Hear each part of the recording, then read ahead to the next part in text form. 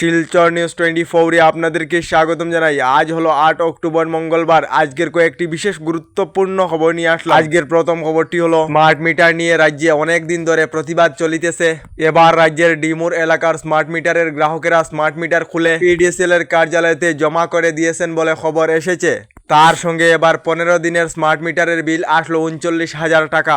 এ ধরনের স্মার্ট মিটারের কাণ্ডে গ্রাহকদের মধ্যে হাহাকার পরিস্থিতি দেখা দিয়েছে। আর ভুক্তভোগী বিদ্যুতের গ্রাহকেরা পুরনো মিটার ঘুরিয়ে দেওয়ার দাবি জানিয়েছেন। স্মার্ট মিটার নিয়ে আপনাদের মতামত কমেন্টে নিশ্চয়ই জানাবেন। এদিকে দুর্গাপূজার সময় গাড়ি চালক বাইক চালকদের জন্য প্রশাসনের তরফ থেকে কয়েকটি নতুন নিয়ম জারি করা হয়েছে। প্রশাসনের এই নিয়ম অনুযায়ী বাইক চালকেরা এবং গাড়ি চালকেরা নিয়ম ভঙ্গ করিলে 10,000 টাকা করে জরিমানা করা হবে। যার জন্য গাড়ি অথবা বাইক চালানোর সময় সিট বেল্ট এবং হেলমেট সহ গাড়ি একটু নিয়ন্ত্রণে চালাবেন, অন্যথায় প্রশাসনের তরফ থেকে 10,000 করে টাকা জরিমানা করা হবে। এদিকে রাজ্য সরকারের তরফ থেকে রাজ্যের মহিলা এবং মেয়েদের জন্য বিভিন্ন আঁচনি নিয়ে আসা হয়, কিন্তু এবার রাজ্যের মুখ্যমন্ত্রী ডক্টর হিমন্ত বিশ্ব শর্মা ঘোষণা করলেন আগামী সময়তে রাজ্য সরকারের তরফ থেকে রাজ্যের ছাত্রদের জন্য ভালো আঁচনি নিয়ে আসা হবে। এদিকে আমাদের রাজ্যের প্রতিটি জেলার গ্রামে গ্রামে জল জীবন মিশন আঁচনির অধীনে লোকেদের ঘরে ঘরে বিশুদ্ধ জল পৌঁছানো হয়েছে। আপনারা জল জীবন মিশন আঁচনির অধীনে জল লাভ করেন না কমেন্টে নিশ্চয় জানাবেন। এবার প্রদেশ কংগ্রেস সভাপতি ভূপেন বরা জানিয়েছেন এবার রাজ্যে জল জীবন মিশন আঁচনির অধীনে বিভিন্ন কেলেঙ্কারি চলিতেছে,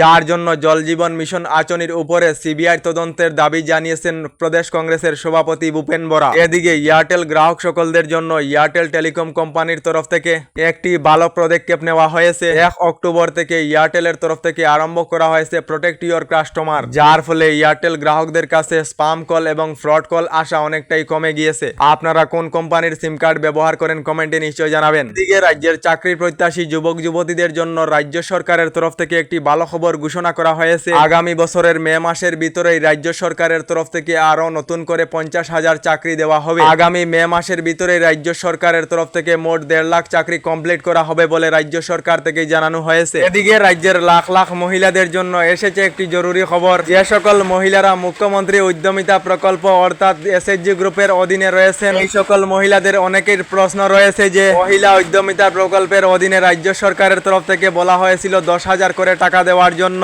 কবে এই 10,000 করে টাকা রাজ্য সরকারের তরফ থেকে দেওয়া হবে? তবে রাজ্য সরকারের তরফ থেকে এখনো পর্যন্ত কোনো ধরনের অ্যানাউন্সমেন্ট করা হয়নি যে রাজ্য সরকারের তরফ থেকে কোন তারিখে মহিলা উদ্যমিতা প্রকল্পের প্রথম কিস্তির 10,000 করে টাকা দেওয়া হবে। রাজ্য সরকারের তরফ থেকে ইতিমধ্যে বিভিন্ন নতুন নতুন আঁচনির টাকা দেওয়া আরম্ভ হয়েছে। এই ধারণা অনুযায়ী খুবই শীঘ্রই এসএইচজি গ্রুপের মহিলাদেরকেও 10,000 করে টাকা দেওয়া হতে পারে। এদিকে আজ জম্মু কাশ্মীর এবং হরিয়ানা রাজ্যের বিধানসভা নির্বাচনের ভোটের ফলাফল প্রকাশ করা হবে। জম্মু কাশ্মীর এবং হরিয়ানা রাজ্যের বিধানসভা নির্বাচনের ফলাফল আজ প্রকাশ পাবে।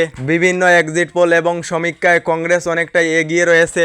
তবে গত 10 বছর থেকে এই দুইটি রাজ্যে বিজেপির সরকার চলিতেছে। এবার নিয়ে বিজেপির তৃতীয়বার হতে চলেছে। যাই হোক, আজ জানা যাবে শেষ হাসি কে হাসবে। জম্মু এবং হরিয়ানাতে এবার কার সরকার গঠন করা হবে আপনাদের মতামত কমেন্টে নিশ্চয় জানাবেন। এদিকে রেশন কার্ড না থাকা রাজ্যের লাখ লাখ লোকেদের জন্য এসেছে একটি জরুরি খবর। ইতিমধ্যে রাজ্যে চলিতেছে নতুন রেশন কার্ডের আবেদন প্রক্রিয়া। যে সকল লোকেদের রেশন কার্ড নেই নতুন রেশন কার্ডের জন্য আবেদন করিতে পারিবে। রাজ্য সরকারের তরফ থেকে 19 লাখ নতুন রেশন কার্ড প্রদান করা হবে। নতুন রেশন কার্ডের আবেদনের অন্তিম সময়সীমা আগামী 15 অক্টোবর পর্যন্ত দেওয়া হয়েছে।